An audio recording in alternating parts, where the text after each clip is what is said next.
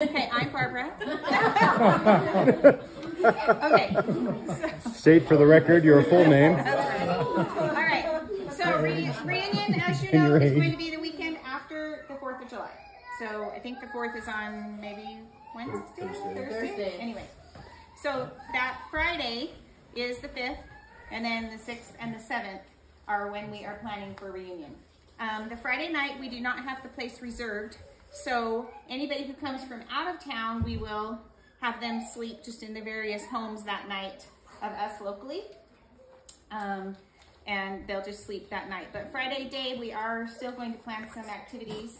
And then Saturday day, and of course Saturday we'll be checking in to the place. And then Sunday night we'll also have the place. If people need to work Monday morning or whatever, you can leave Sunday night if you need to. Because really Monday morning we're just gonna, clean up, check out, and go home. So that'll okay. So, but anyway, but we do have it Sunday night. We are gonna be planning activities and stuff on Sunday. So actually for Sunday, I was thinking we could probably just go to soccer meeting in one of the wards around there. The place is in the Park City area. So it's just a lodge, and it's got a few separate bedrooms, some shared bedrooms with bunks and things like that, but some that will be separate, that will need them. And I can send out more information on the lodge and everything later, but that's kind of the way that it's going to be. So Sunday, I was just thinking they do have a bunch of activities and games and things right there that you can check out at the place. And so we'll probably do those kinds of things. I don't know. Haven't really got that far with planning it, but we'll just do kind of the things there at the place. We'll, first have breakfast, lunch, and dinner there, and maybe Sunday night we can do, maybe we can do our talent show or program or something Sunday night or Sunday afternoon or something, instead of having to rush through it and do it Saturday. So anyway, we'll kind of do that on Sunday, just kind of be around there at the place.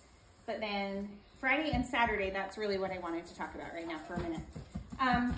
So with what people have paid already for the deposit that we didn't need to use, so our deposit that we had paid for the other place, it was like $2,500, I think. And this place is only costing $550. So we have a good surplus to use. And of course we could use that for food, of course we could use that for any reunion cost. But I was thinking it might also be fun to use it for some of the activities that maybe we'll do on Friday and Saturday. So I've just kind of been thinking, brainstorming. I don't have I don't have a great idea of what we want to do for sure, but some of the ideas that I was thinking of, we could like go to Jordanelle and rent a boat there, like we've kind of done a boating day or a boating, few hours, so we could do that. Go to Jordanelle Reservoir. They have a 17-passenger ski boat available for rental, or they have a pontoon boat that has a slide, and that might be fun. That will be. So, yeah. So, anyway, so we could look into doing something like that. That might be really fun, and still like do similar water activities like we've done before, like bring up our paddle boards or kayaks or whatever we have, and play in the sand and the water and whatever. So we could do that for one of the days. I was thinking maybe Friday would be a better day to do that than Saturday, because Saturday after the 4th of July might be just crazy busy at Jordanelle. So anyway, but maybe they'd be the same because it's kind of a long weekend. So I don't know. Another thing I thought of is I also thought it might be fun to go like floating down the Weber River. And that is super fun.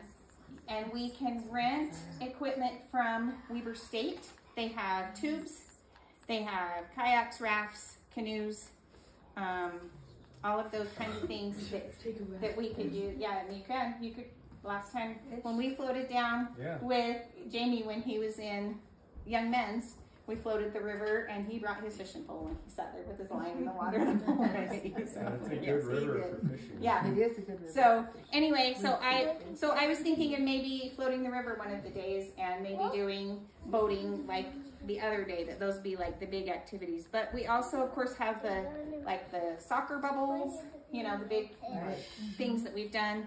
So we could do those. We could do those either at the property or somewhere else, you know.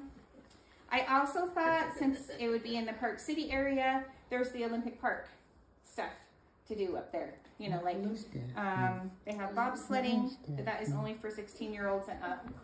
And the bobsled is driven by a professional person, like a guide, a person that actually drives the bobsled that you ride in.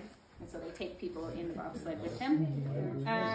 They also have zip lines, and they also have the alpine slide that's up there.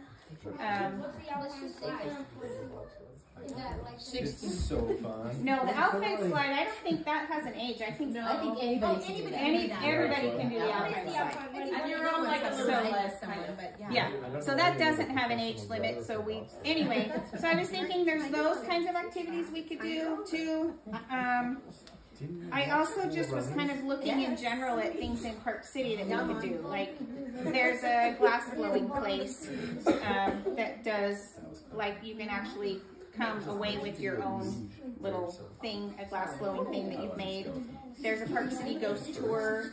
Yeah, there's a place where you can rent e-bikes. So we could, I've done the ghost tour in Park City. It's fun.